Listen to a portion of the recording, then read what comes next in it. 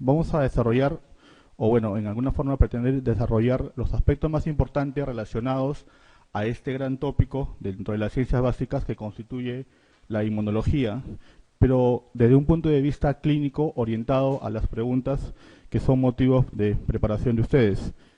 Comprenderán que es bastante extenso, se ha reducido a una cuestión práctica y esquemática. Vamos a avanzar. Vamos a empezar con un video bastante el funcionamiento esquemático. Del sistema inmunológico, el ejército que nos defiende de las amenazas externas, es sorprendente.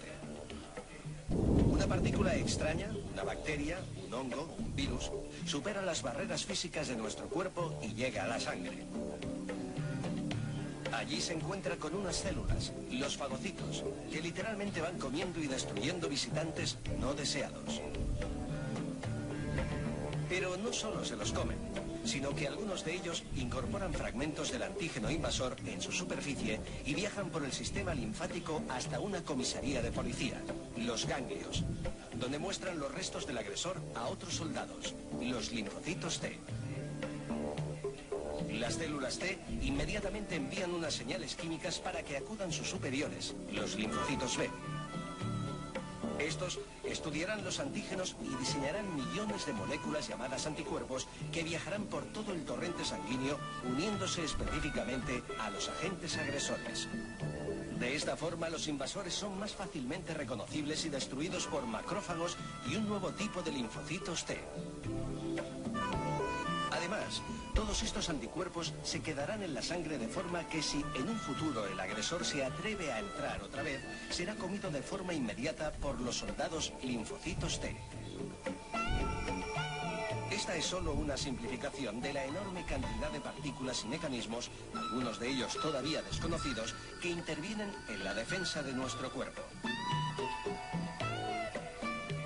Intentar descifrar parte de este misterio es lo que llevó a Rod Tinkernagel y Peter Doherty a recibir el Premio Nobel de Medicina en 1996. Ya se sabía que los linfocitos T no solo reconocen invasores extraños, sino también las células del propio cuerpo que hayan sido infectadas, ya que entonces expresan proteínas atípicas en su superficie. Pero el gran descubrimiento de ambos científicos fue demostrar que los linfocitos debían también identificar la célula como propia. Es decir, que nuestros soldados luchan solo por salvar a nuestras células. Infectando ratones con un virus, observaron que los linfocitos T que había generado un ratón luchaban contra sus células infectadas, pero no contra las de otro ratón con la misma infección. El sistema inmunológico es tan específico que parece como si tuviera algún tipo de conciencia.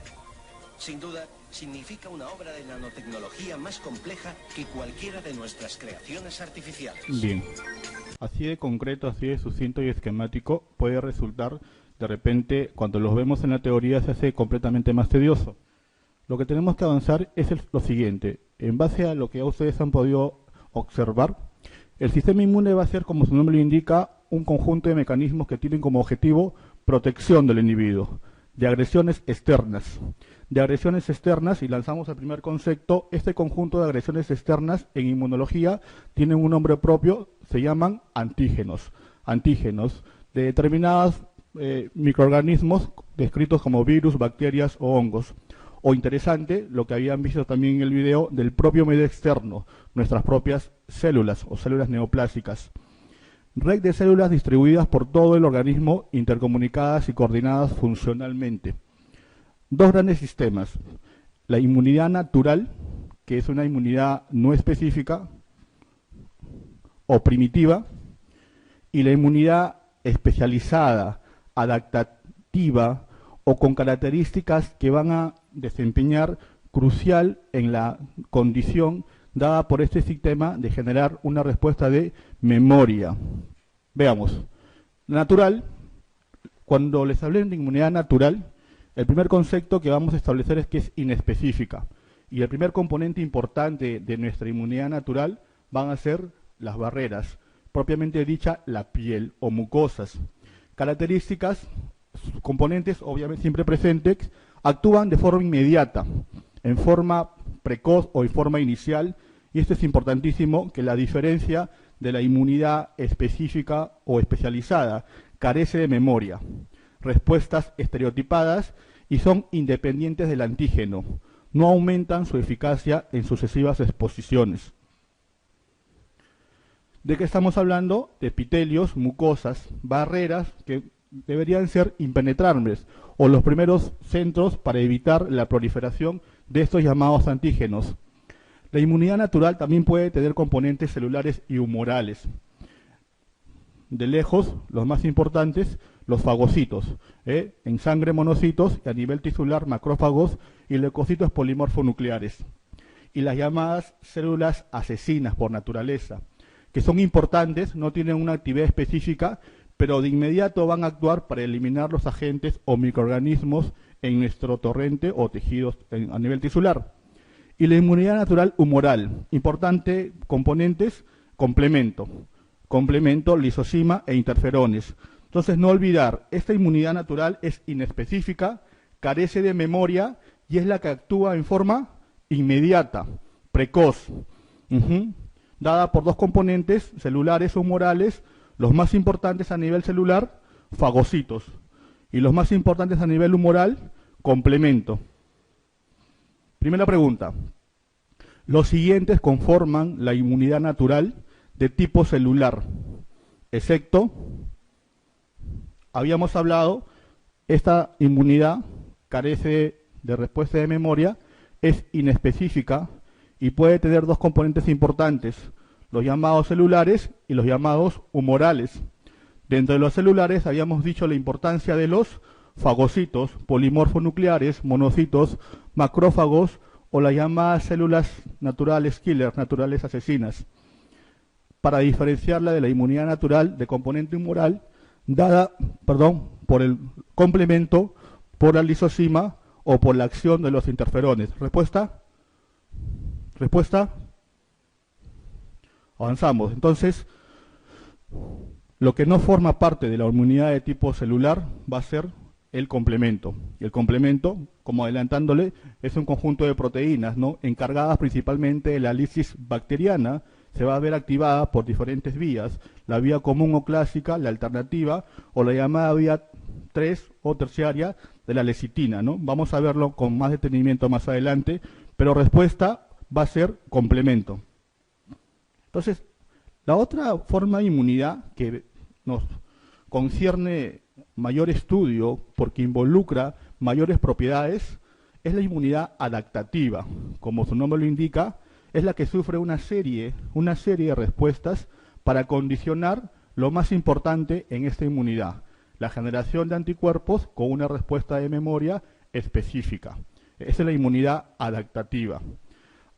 Adaptabilidad al antígeno es específica y tiene memoria. Posee teóricamente 3 etapas: el reconocimiento del antígeno, como adelanto, esto es dado por las llamadas células presentadoras de antígeno, periodo de latencia, que puede ser de varios días a varias semanas, expansión clonal de linfocitos, los mismos que van a actuar sobre esta respuesta específica, respuesta efectora, secreción de anticuerpos específicos dados por los linfocitos B o células plasmáticas, desarrollo de actividad citolítica específica, liberación de factores que activan las células fagocíticas, las famosas citocinas o interleuquinas, y adquisición de memoria inmunitaria. Este es el mecanismo más importante en los procesos de inmunización o vacunación. Entonces es una respuesta mucho más desarrollada, mucho más compleja que la dada por la inmunidad natural que habíamos visto, es dada por principalmente epitelios, células humorales, células celulares, pero no con tantos componentes importantes como los descritos. Entonces, veamos, en esquemas, inmunidad natural, nuevamente, epitelios, mucosas, fagocitos mononucleares, complemento y los asesinos naturales. La inmunidad adaptativa, linfocitos B, principalmente, que van a producir anticuerpos.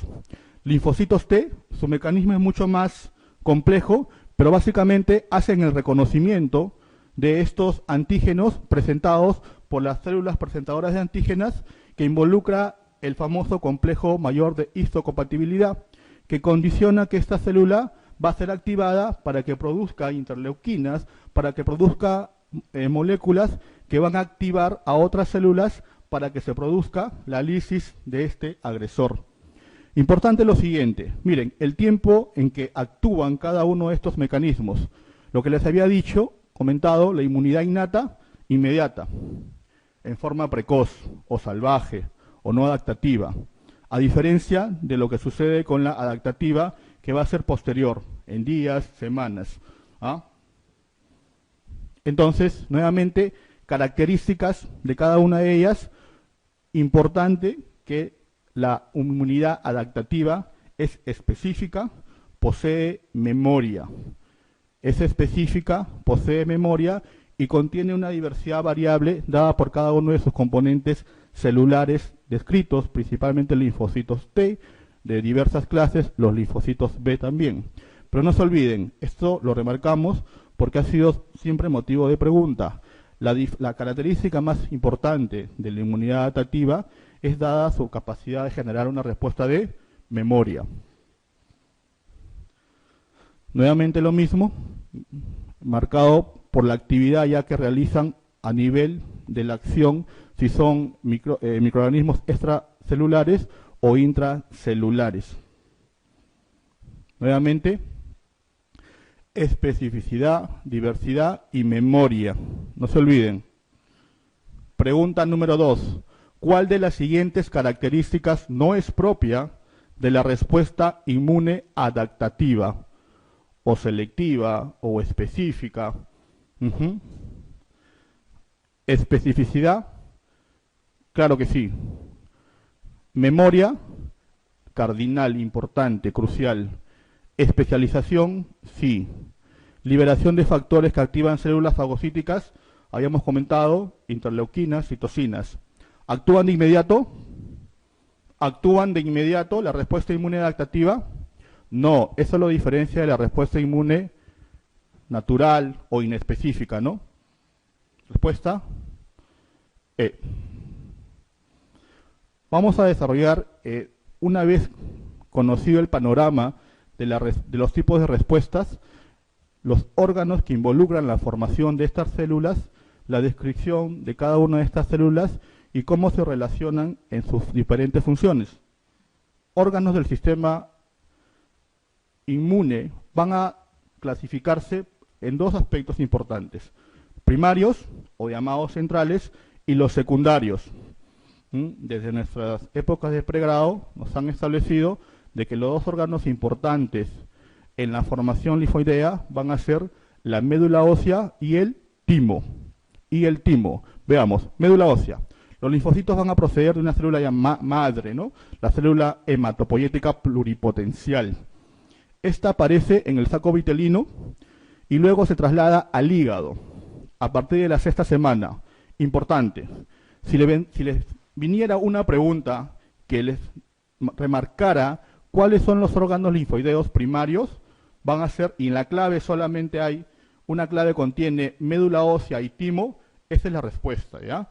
Pero si también no hubiera esa clave y hubiera una clave de que te preguntaran sobre órganos linfoideos primarios y hubiera médula ósea, timo e hígado fetal, esa también es clave. ¿Por qué? Mira, porque lo que describe este párrafo, la médula ósea, las células hematopoyéticas pluripotenciales aparecen inicialmente en el saco vitelino del embrión, luego se trasladan al hígado, obviamente hígado fetal, y a este nivel, en este periodo, ese órgano se constituye también como un órgano linfoideo primario. Estamos. Los linfocitos que maduran en la médula ósea se denominan obviamente los llamados linfocitos B. Timo es órgano imprescindible para la adquisición principalmente de la inmunocompetencia dada por los linfocitos T durante los primeros años de la vida, cuando todavía nuestro sistema inmune es inmaduro. Y esto es importante. Ya en etapa adulta o a partir de la adolescencia, la extirpación del timo, o al final de la adolescencia, cuando ya ha habido un desarrollo del sistema inmunitario completo, no implica un déficit inmunitario. Importante. ¿De dónde deriva? Te podrían preguntar. Deriva de la tercera y cuarta bolsa faríngea. Y acá remarcado, grande, el timo, que es un órgano linfoideo primario o central, es el primer órgano linfoide que aparece. No te olvides, tienes dos órganos importantes primarios, la médula ósea y el timo. Recuerda que también puede involucrar el hígado fetal. Si te preguntaran cuál es el que aparece primero, timo. En el adulto la producción y maduración de los linfocitos T tiene lugar, obviamente, ya no a nivel del timo, sino en la médula ósea. Mira, este es un esquema del timo, porque sabes que han preguntado. Obviamente en estos años ya no suelen preguntar muchos epónimos, pero si te preguntaran, porque esto ha sido motivo de pregunta, en relación a unos corpúsculos que no tienen una acción establecida o una acción definida, pero que se ubican a nivel de la médula, a nivel de los vasos linfáticos, es el llamado corpúsculo, que tiene un componente epitelial principalmente, son los llamados corpúsculos de Hassall. Eso se encuentra, para ubicarnos esquemáticamente, en la médula ósea a nivel de contenido linfático. Son básicamente ellos con contenido epitelial, son los llamados corpúsculos de Hassall. Y te preguntaron de esa forma. Pregunta número 3. El órgano que entre su componente linfático predominante presenta en su zona medular los denominados corpúsculos epiteliales de Hassall es el timo. Corpúsculo de Hassall. Entonces, importante, el timo ya tiene dos características que no te vas a olvidar. Es el primer órgano linfoideo y contiene los llamados también corpúsculos de Hassall. Mira, el timo es un órgano linfoide derivado de... ¿Recuerdas? Tercera y cuarta bolsa faríngea. El timo se deriva, no te olvides, deriva de la tercera y cuarta bolsa faríngea. Y lo que te mencioné es el primer órgano linfoide que aparece. El timo es un órgano linfoide derivado de la tercera y cuarta bolsa faríngea. Respuesta A. Entonces, hemos hablado de los órganos linfoideos primarios, timo, médula ósea, y por ahí, si te quieren sorprender, hígado fetal. Y ahora hablamos de los más conocidos de repente en la etapa adulta, los órganos linfoideos secundarios.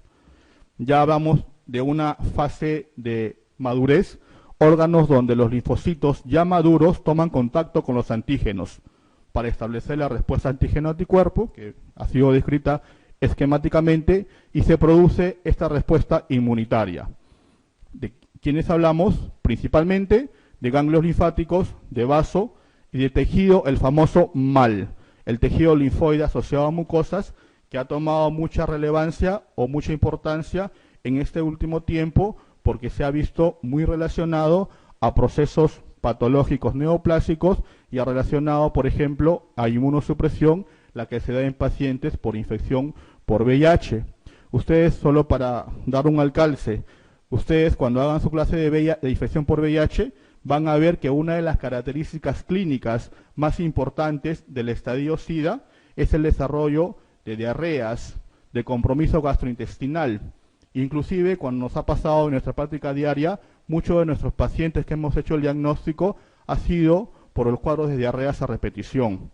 Y obedece a que en el sistema gastrointestinal se encuentra gran cantidad de tejido linfoideo asociado a mucosas con un contenido importante de las famosas células CD4, que ustedes saben son las principal blanco del virus en relación a depresión y a condicionar situaciones de inmunosupresión.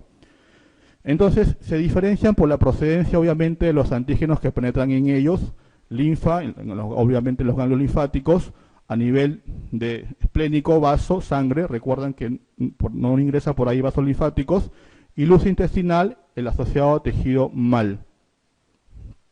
A ver, veamos, el tamaño de los ganglios linfáticos, forma arriñonada, dimensiones de 1 por 0,5 centímetros, y esto es lo que le podrían preguntar. Los ganglios los van a dividir esquemáticamente en tres partes. La corteza, la paracorteza y la región medular. De cajón te van a preguntar cuál va a ser el contenido de cada uno de ellos en relación al tipo de linfocito. Corteza, linfocito B. Linfocito B, corteza, paracorteza, linfocito T, y en región medular de ambas posibilidades, ¿no? Linfocitos B y linfocitos T. Linfocitos T van a ser la población mayoritaria en conjunto. Si te preguntaran solamente en la corteza, va a ser linfocito B. Para que lo veas mejor, mira. ¿Ya? No te olvides. Corteza, paracorteza y región medular. En corteza predominan linfocitos. En corteza predominan linfocitos B. B. No te olvides, mira. En corteza, linfocitos B. Paracorteza, linfocitos T. Y en la médula, en el medio de los dos. Bien. ¿Dónde encuentras, aparte de a nivel gastrointestinal de placas de Peyer, el tejido linfoide asociado a mucosas, nasofaringe, nódulos, amígdalas y adenoides, ¿no? Las famosas contenido amigdaliano, respuesta inmunitaria local de la superficie de las mucosas. Vaso, dos componentes en vaso importantes, pulpa roja y la pulpa blanca. La que, para efectos de la clase, la más importante, la pulpa blanca, contiene áreas de linfocitos T y B. Si te preguntaran cuáles son los mayoritarios, B de vaso. No te olvides, en el vaso, en la pulpa blanca, mira, todo es B. B de vaso, pulpa blanca, B, predominan los linfocitos B. Las 3B, vaso, pulpa blanca y linfocitos tipo B. Macrófagos que fagocitan los hematíes viejos y las bacterias que pudieran llegar por la circulación. Lo que te había mencionado, carecen de vasos linfáticos. ¿Cómo ingresan? A través de la arteria esplénica. Entonces, ¿cuál de los siguientes? Pregunta número 5. ¿Cuál de los siguientes no es un órgano linfoide secundario? ¿No? Más fácil así, ¿no? Entonces, no te olvides, los primarios, médula ósea, timo o hígado fetal. Y los secundarios, vaso, tejido asociado a mucosas y los ganglios linfáticos. Acá la C y la D es lo mismo, ¿no? Es mal, tejido asociado a mucosas. Vaso, que es componente linfoideo secundario, ganglios linfáticos, que es el principal. Entonces, la respuesta por exclusión, alternativa B, timo, porque es órgano linfoideo primario. En esquema, en microscopio electrónico, ¿no? Para ver los componentes de cada uno de estos, porque preguntaron en algún momento cuál era, describían citoplasma en llanta. Así era, mira, citoplasma en llanta. Y la respuesta era linfocito. ¿Ya? Suelen ser así de sencillas las preguntas también. Pero mira esto es importante porque tú ya lo sabes de tus prácticas de laboratorio o de tu práctica diaria asistencial, pero lo que queremos que sepas es remarcar los porcentajes en relación a la fórmula leucocitaria de los linfocitos.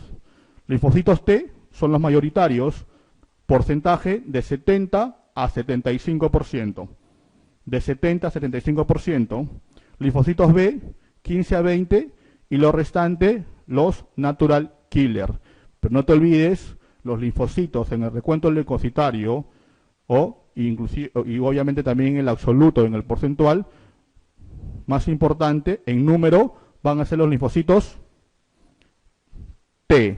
Y te preguntaron, mira, del total de linfocitos circulantes, ¿cuántos son T?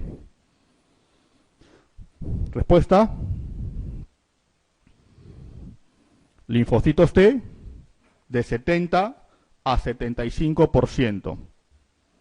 Bueno, acá la clave que más se aproxima, alternativa D, del total de linfocitos circulantes, la cantidad asociada a T está entre el 70 a 75%. Respuesta D. Bien. Lo otro importante, entonces ya hemos ubicado de los tipos de inmunidad, sabemos que son dos básicamente, la natural y la adaptativa o específica, hemos visto de dónde se pueden, los componentes de cada una de estas células, de dónde se originan. Ahora vamos a ver aspectos importantes relacionados a la producción de los famosos anticuerpos o inmunoglobulinas, que como ustedes saben son producidas por células plasmáticas o linfocitos tipo B. Entonces, son glucoproteínas sintetizadas por los linfocitos B y células plasmáticas en respuesta a un estímulo antigénico. Tiene que haber una estimulación, ¿ya? Propiedad de unirse específicamente al antígeno que induce su formación. Son proteínas formadas por grupos globulares, y esto es importante, transfieren pasivamente, pasivamente la inmunidad al administrarse a otro individuo. Cuando veamos vacunas o inmunizaciones, como adelanto, vamos a ver que la inmunización puede ser de dos tipos, pasivo o activo. ¿Ya? Cuando te administran la vacuna, va a ser de tipo activo, porque mi objetivo es que tu organismo o el huésped forme anticuerpos contra la enfermedad o infección que estoy administrando. Cuando te administro inmunoglobulinas, lo que va a generar es una transferencia de anticuerpos, pero de tipo pasivo, porque no van a generar anticuerpos. ¿Eso se entiende? Bien. Entonces, la parte un poco tediosa, pero importante, no deja de ser importante por lo siguiente. ¿Cómo se constituyen estas inmunoglobulinas? Básicamente es un tetrámero, las famosas cadenas pesadas y cadenas ligeras. Dos cadenas pesadas y dos cadenas ligeras. Las cadenas pesadas, recordarás que están unidas por enlaces covalentes con puentes disulfuro. Importante es esa, la secuencia de los aminoácidos de estas cadenas pesadas van a ser las que van a determinar la clase de inmunoglobulina y a su vez la subclase de inmunoglobulina, que también la puedes encontrar con el nombre de isotipo, ¿no? Para no confundirnos. Entonces, recapitulando, las inmunoglobulinas van a clásicamente adoptar esta conformación, que está constituida por dos cadenas pesadas y dos cadenas ligeras. Bien, a su vez tienen dominios constantes y dominios variables. Esto déjalo más que todo, quizás si quieres profundizar. Los dominios variables van a ser importantes porque a ese nivel es donde se va a encontrar las famosas receptores para las membranas celulares. Pero lo importante es, o lo que te podrían preguntar, es en relación a cuál es la cadena que da lugar al tipo de inmunoglobulina o al subtipo. Al tipo de inmunoglobulina, que como tú bien sabes, puede ser G, M, A, D, E, o al subtipo, o sea, por ejemplo, G1, G2, G3, G4. Eso es cadena pesada, ¿ya? Esta secuencia de aminoácidos es el que va a dar el nombre, el tipo o el subtipo de inmunoglobulina. Y esto sí, mira, secuencia de producción de inmunoglobulina, famosa MGA, MAGA. ¿Por qué es importante? Mira, inmunoglobulina tipo M es la primera inmunoglobulina elaborada por el propio organismo. ¿A partir de más o menos cuánto? Del sexto mes en promedio. Esa es la primera. G, después del nacimiento, a partir del en promedio 10º día, séptimo o 15 día, ¿no? En promedio 10º día, es la segunda, pero ya es después del nacimiento. Y la inmunoglobulina a partir del segundo mes de vida. Primero, M. Entonces estamos hablando, para ubicarnos, la secuencia de producción de inmunoglobulinas en relación temporal. ¿Cuál es la que se forma primero?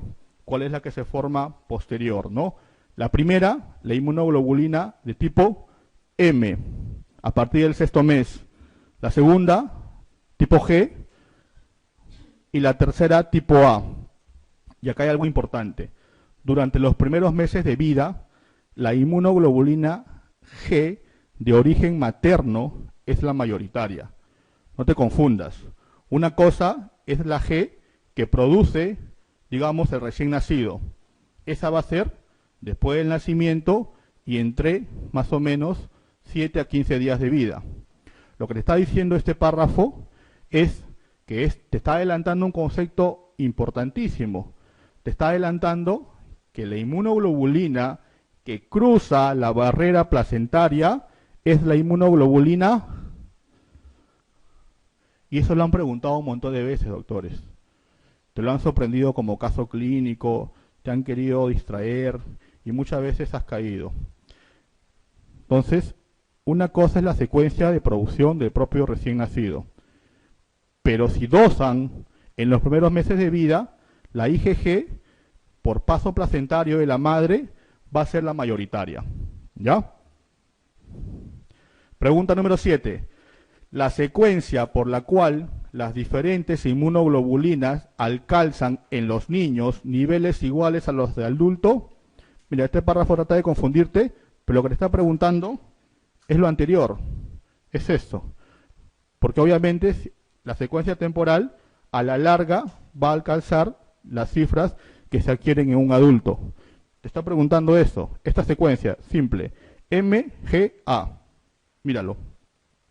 La secuencia por la cual las diferentes inmunoglobulinas alcanzan en los niños niveles iguales a los del adulto es... Respuesta.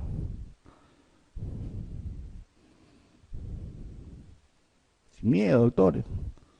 Respuesta D, MGA. Pero yo ya sé que en el recién nacido la que va más importante por el paso placentario va a ser la de origen materno o inmunoglobulina de tipo G. Te había dicho que lo importante de la cadena pesada era de que me daba el tipo de inmunoglobulina y me daba también el subtipo. Ese subtipo también tiene un nombre o llamado isotipo, ¿ya? Entonces, existen 5 clases de cadenas pesadas que van a dar origen al tipo de inmunoglobulina, agrupadas de mayor a menor concentración en el suero de un adulto normal. Y hablamos del famoso GANDE, inmunoglobulina G, A, M, D y E. Me está confundiendo, doctor. Una cosa es el origen en el tiempo, cuál es primera, cuál es segunda, cuál es tercera. Y otro aspecto muy diferente es la concentración o cantidad. Acá se está mencionando la concentración. ¿Cuál es el mayor? En ese aspecto es esta memotecnia, inmunoglobulina G, A, M, D y E. Esos son los aspectos más importantes en relación a concentración. O te pueden preguntar, ¿cuál es la mayor en cantidad inmunoglobulina presente en el suero? G. O te podrían preguntar, ¿cuál es la de menor concentración en suero? E. ¿Ves? Eso es importante en relación a concentración. Entonces, los isotipos que van a dar, o subtipos, por ejemplo, para IgG van a ser de 4 subclases y para IgE de 2 subclases. Pregunta número 8. Las 5 clases de inmunoglobulinas ordenadas de mayor a menor concentración son, solo tienes que buscar GANDE, ¿no? Respuesta B. En relación a concentración, inmunoglobulina G la primera, y la de mayor concentración, perdón, y la de menor concentración, inmunoglobulina de tipo E. A ver, las funciones, como tú ya bien lo has repasado y lo conoces, es básicamente la generación de 2 componentes importantes, los anticuerpos y la activación del complemento, ¿no? Mira, funciones efectoras, unión específica con el antígeno. Habíamos hablado de un inicio que este es un tipo de respuesta específica, es selectiva. Al mencionarte la selectividad, se estaban refiriendo a que buscan un determinado tipo de antígeno.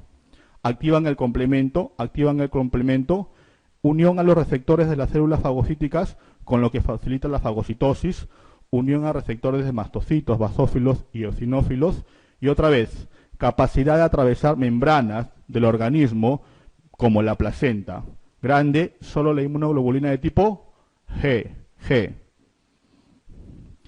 En gráfico, para que lo remarques, en concentraciones, mira, concentración en suero, lo que te mencionaba, ¿no? La de mayor concentración, la inmunoglobulina de tipo G, y la de menor concentración, la inmunoglobulina de tipo E. De este gráfico te podrían preguntar relación a actividad antibacteriana y actividad antivírica. Mira, si te preguntaran cuál es la inmunoglobulina por este gráfico que tiene mayor acción antibacteriana, mira, inmunoglobulina M, inmunoglobulina M, mayor acción antibacteriana. No deja de ser importante, tipo G, tipo A, pero si te preguntan en relación a mayor capacidad de acción antibacteriana, es tipo M. Lo otro también, en relación a actividad antivírica, va a ser importante. G, A y M, pero muy importante al inicio la acción de la inmunoglobulina tipo A.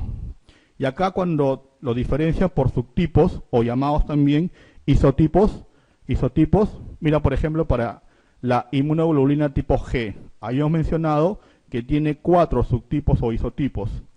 Y el de mayor porcentaje va a ser la inmunoglobulina tipo 1, G1, hasta el 70% en concentración. Si te preguntaran cuál es, ya sabes, si te quisieran complicar, bueno, cosa que de repente no va a suceder, pero si te preguntaran del subtipo de inmunoglobulina G, que sabes que pasa la barrera placentaria, ¿cuál es el que tiene menor posibilidad de difusión? Es la inmunoglobulina de tipo G2. Pasa la barrera, pero en menor concentración que los subtipos 1, 3 y 4. Entonces, este gráfico nuevamente, acción antibacteriana, principalmente M. Acción antivírica, principalmente, pero no excluyente o no única, actividad dada por inmunoglobulina tipo A.